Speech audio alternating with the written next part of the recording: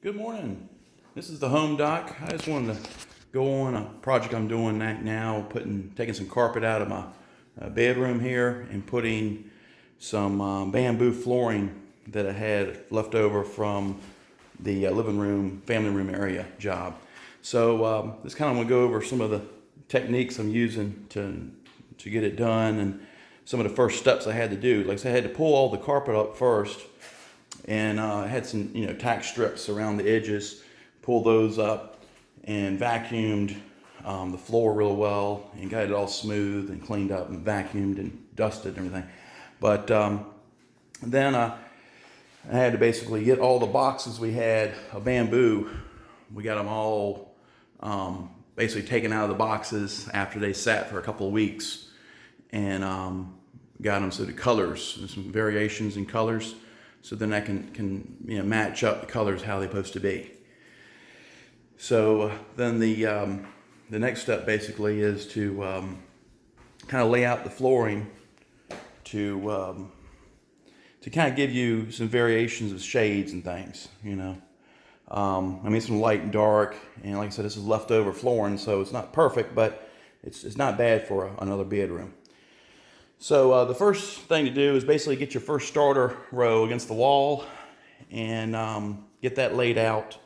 And then what I did, I used this type of glue, and it's called Tight Bond, and it's 771. It's for engineering solid bamboo flooring, all-in performance. And what I like about it is that it's smaller bags, and it's a liquid, so you can actually, like yesterday, when I put that first, I put about 10 boards down. I used this much of it. And then I still have some left, and they give you tie wraps that you can basically tie the end of the pouch just so it won't dry out. But it gives you, so you can kind of, weigh and kind of scale how much you need to do it a certain amount of time. Because you only have like 30 minutes to be able to put the floor down. But the best thing to do is kind of lay it out dry first, and then you come back, put the glue down, and then you set it. But the first thing you want to do, and like I say, is get everything laid out and get that first row or two kind of dry fitted. And then these door thresholds are a challenge. I mean, you got to be very tedious and take your time on them. But what I had to do is I had to basically trim that bamboo flooring around this threshold here. And then I haven't glued this down, but I glued the floor down. You can see it's pretty tight. But it's a pretty tight fit. And actually, when I did the baseboards, when I first built this house, we made it 3/4 of an inch higher. So I was able to slip. So it was able to nice finished look. But then, so this piece I cut, I have it so you can sit, I'm gonna glue this towards the end, and glue all this up and get this right. But see, it's a tight fit there, across the flooring. And then I had to do this one here on the bathroom, which is a little bit different. And I had to, on this piece, I had to actually modify it a little bit. Because you can tell, so I had to cut it with a table saw. It's because it's a thinner gap on this side because the pieces are going longwise instead of vertical. So, and then this piece here, so I had to see how you can tell the difference. So I had to basically take the table saw and kind of trim that one up so it'll fit. So, and then I put tape on the threshold to protect it. So when the table saw or any kind of saws, you can actually make sure that you're not scratching the threshold. And I put the tape on there to kind of give me a little bit of the space too. So when your floor is butted against it, it won't scratch the side. But what I'll do, I'll take it's a little small 1/16 of an inch gap right there. And real small. And I just have this is all dry fitted. I haven't glued this down yet. So I'm just getting everything kind of prepped first before I do glue it down, because once you glue it, that's it, and then it gives you a hard time. But I want to take this. It's about, like I say, it's about a 1/16 of inch, 1/8 of inch right here. But I want to take some light brown caulk and just kind of put around that edge just to kind of hide that. But like I said, it's a good transition to get to go, across there. And but you just want to make sure everything's laid out nice. And then also another check, you want to make sure all your boards parallel to the wall.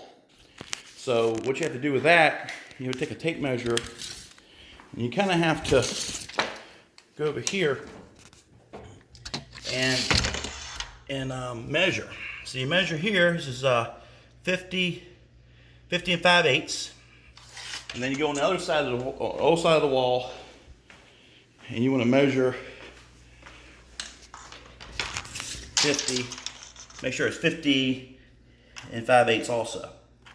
And that basically proves to you, as you're going through the flooring and putting down, it lets you know that it's parallel with the wall, and make sure you're straight, just so the lines are all straight and running straight. Because once you glue it, that's it. You can't change your mind after it's glued down. So, and that's another reason why I like those individual bags. There's this box here. It had 4 of them in it.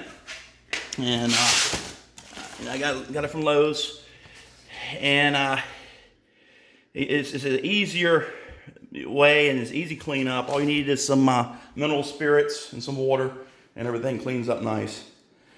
But you want to have, and also when it's flooring, it comes in 6-foot lengths. As you say, they're all the same, and a lot of times hardwood flooring is individual and it's different, lengths and all that stuff. But you kind of have to make your own individual lengths.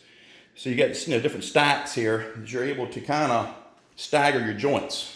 Because I got on one side of the wall, or one side of the room, I have some that are cut with the groove, and on the other side we have it with the tongue.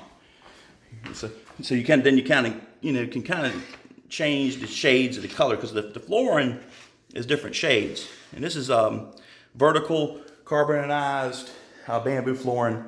Actually, I bought this flooring probably 15 years ago, and like I said, I used it. I put it all upstairs, and I can tell you, it's been great. It's held up wonderful. It's pre-finished. It's got an aluminum oxide type finish on it, so it's been great flooring.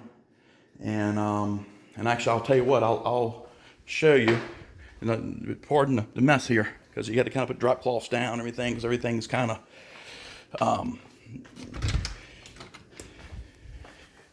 there's Georgia. But let me go up here and I'll show you where we have it upstairs, which we did about 1,000 square feet up here. So that's all been done, and it's been in use for over 15 years. And as you can tell, it's still some really good condition. Not scratched or damaged at all. All right, well, I just wanted to kind of go over the progress of that and show you how to do the bamboo flooring and to be able to put it down. But that's the threshold right there I did when I first did upstairs 15 years ago. So you can tell it's very critical, and you got to be kind of a craftsman to make sure everything's accurate and measured correctly. And you want to measure 2 or 3 times before you cut. And sometimes you have to go back to the saw a couple times just to get the cuts. But like I said, I appreciate you looking at the video, and hopefully y'all can learn something from it. And that's the whole purpose of this, is just kind of educate other people, because I tell you, I've learned an awful lot with YouTube, and it's been really a great process. And but I just want to show you outside. It's a beautiful day out here, and I really appreciate all the support, the video and everything. And I'm planning on getting ready to build another house on top of the hill over there, and going through the process of that. And I'll probably have a lot of videos and things on that once that starts. But right now I'm going through all the planning through the county, and and that's can be challenging. I mean, you know, you have to do a lot of different steps to get that to happen. But I want to have some videos of that also, step by step, to kind of to show the progress of that, and hopefully everybody can learn from that too. So thank you again, and have a great day.